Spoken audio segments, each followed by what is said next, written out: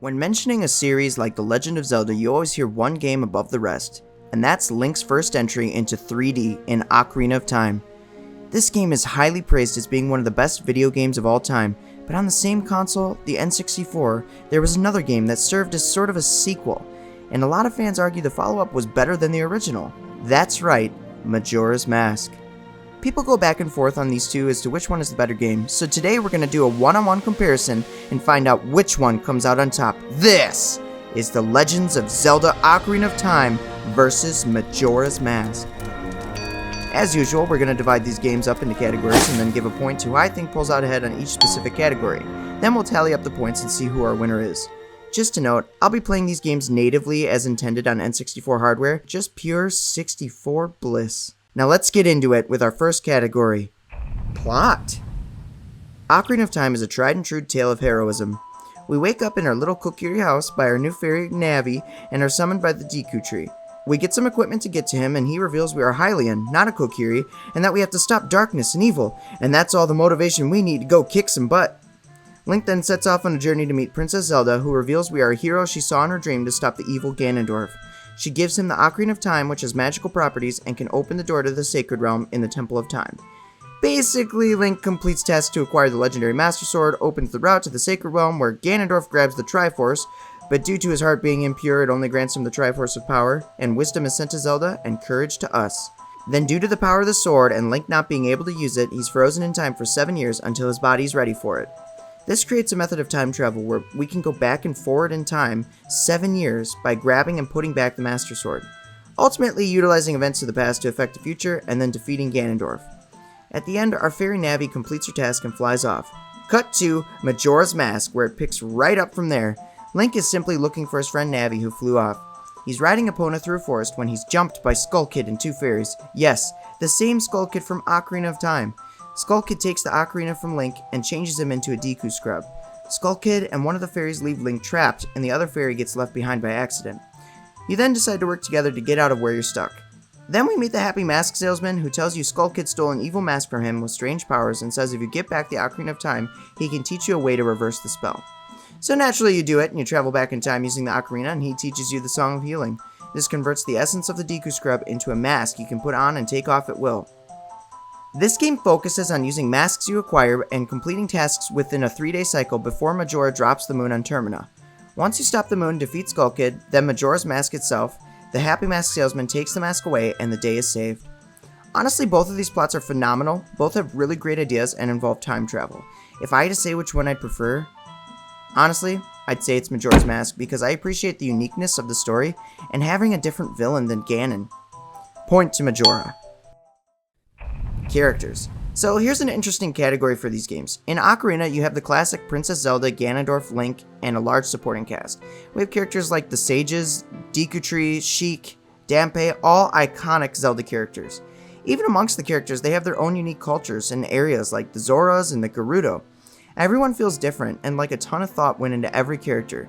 That's even reflected in the bosses with standouts like Bongo Bongo and Phantom Ganon. Now switch on over to Majora's Mask and you'll see a lot of reused character models, which is just the nature of what this game was. If you played Majora's Mask without Ocarina of Time, you'd probably enjoy all the variety of characters, but knowing that Romani is just a renamed version of Malon, it just breaks a little bit of the immersion. I think when Majora's Mask has its own unique characters like Tingle, for example, it really shines. These characters have tons of charm. It even does a really good job of using characters like Skull Kid and the Happy Mask Salesman to expand their lore and give them a lot of depth. And that's one thing that Majora's Mask characters have that Ocarina doesn't, and that's depth. That's not to say it's the case for the main character or bigger side quest ones. They spend a lot of time really making these characters feel alive. But while I think what Majora's Mask did was really well done, I think the main story characters of Ocarina of Time far outshine the ones in Majora. Like, do you remember Mr. Barton? Or do you remember him as Talon from Lon Lon Ranch? I think overall, Ocarina wins just by a bit, so point to Ocarina. Gameplay. Ocarina of Time set the standard for all future incarnations of Zelda. Z-targeting, shield and sword combat, climbing. To be the first go-around, what an incredible and well-thought-out application in a 3D space. I mean, honestly, it still feels tight today. You have on-foot gameplay and horseback. People would say it isn't perfect, but it feels pretty great. They could have easily used the C buttons for cameras like other games, but instead they used it for items and gear, which gave you a quick selection. Genius.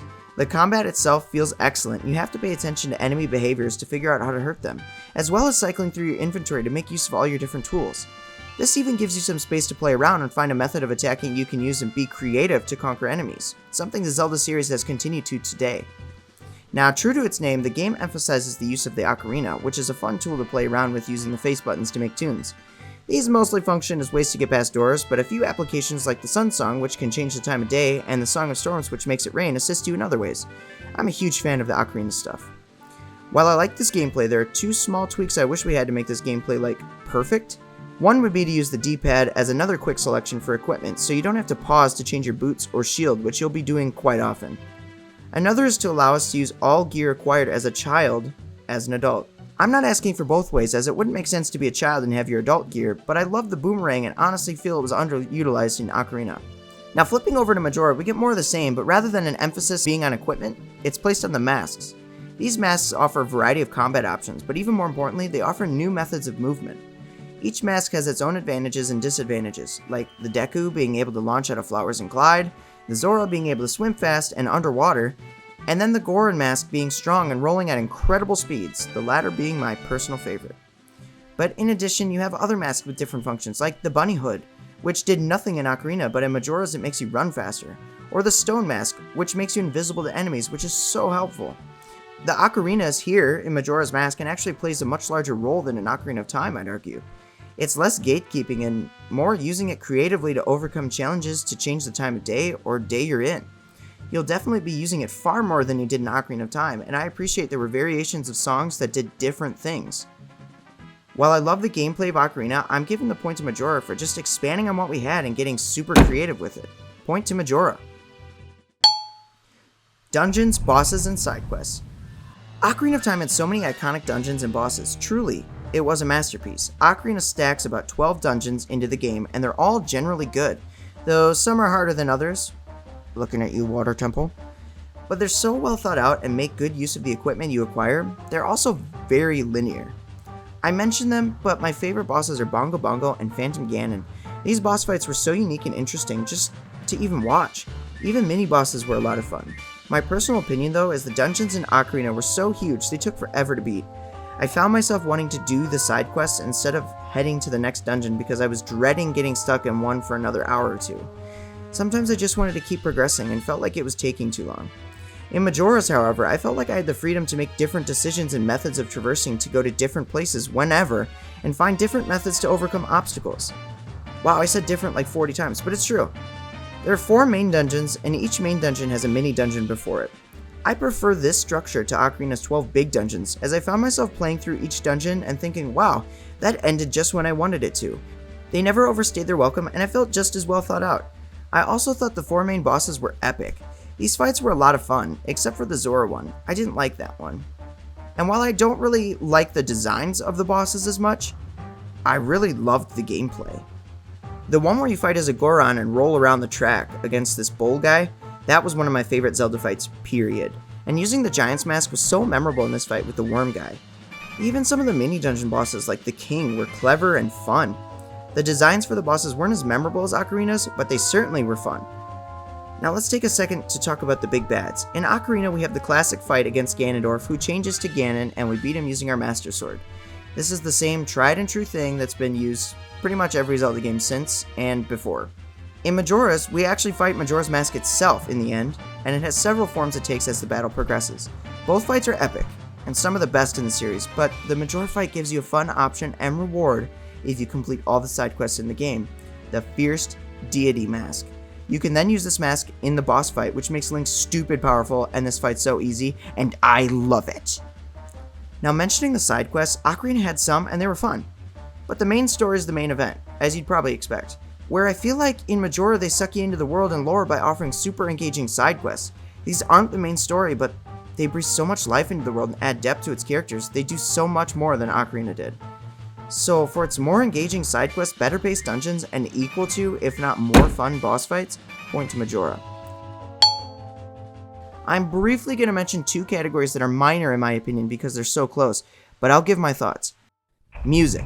Both games have such memorable soundtracks, it's hard to compare one banger against another. Generally, the tone of Ocarina is one that is slightly happier, even if it's technically not. Something about Majora's upped the creep factor. I'd argue that the tunes in Ocarina are more memorable. While Majora has some memorable ones, its quality versus quantity isn't compared to Ocarina, where virtually every song slapped pretty hard. Majora doesn't even have anything bad, but the melodies just don't all hit as hard. So point to Ocarina on this one. Graphics. The graphics in the games generally are very similar, as a lot of the models and textures in Majora are reused from Ocarina, so there isn't a whole lot to say. However, there is one big difference here I want to mention because I think it's so cool. In Majora's Mask and Clocktown, when traveling through time or going about their daily lives, if certain characters are supposed to be in a place at a certain time, you can actually see them move from one location to another. Like the postman, he actively runs between all the boxes in different locations in real time. I just think that small touch adds so much life to these characters and it's worth mentioning. Important to note, this game did require the expansion pack to run. Maybe that extra horsepower went to help with that. So point to Majora. And finally, after tallying up all the points, we have our winner, Majora's Mask. I somehow feel this is controversial. Most would say Ocarina is the better game, but playing these back to back and really dissecting and talking about them, I can't help but feel I had a better time with Majora's Mask and enjoyed all of its uniqueness. The moral of the story here is both games are phenomenal masterpieces and you should play both. You really won't regret it. For a more in-depth discussion about Majora's Mask, you should check out level 27 of the Remember 64 podcast, where I'm featured as a guest, and we really dive into the game, and you'll hear some more of my favorite moments. Go check it out. I'll leave the link in the description. Be sure to drop a like and help spread my videos around, punch that subscribe button if you haven't, and hit that noti bell so you catch my future uploads. Be sure to check out my other Versus series videos and my other series as well. Until next time, have a good one. Shake you up.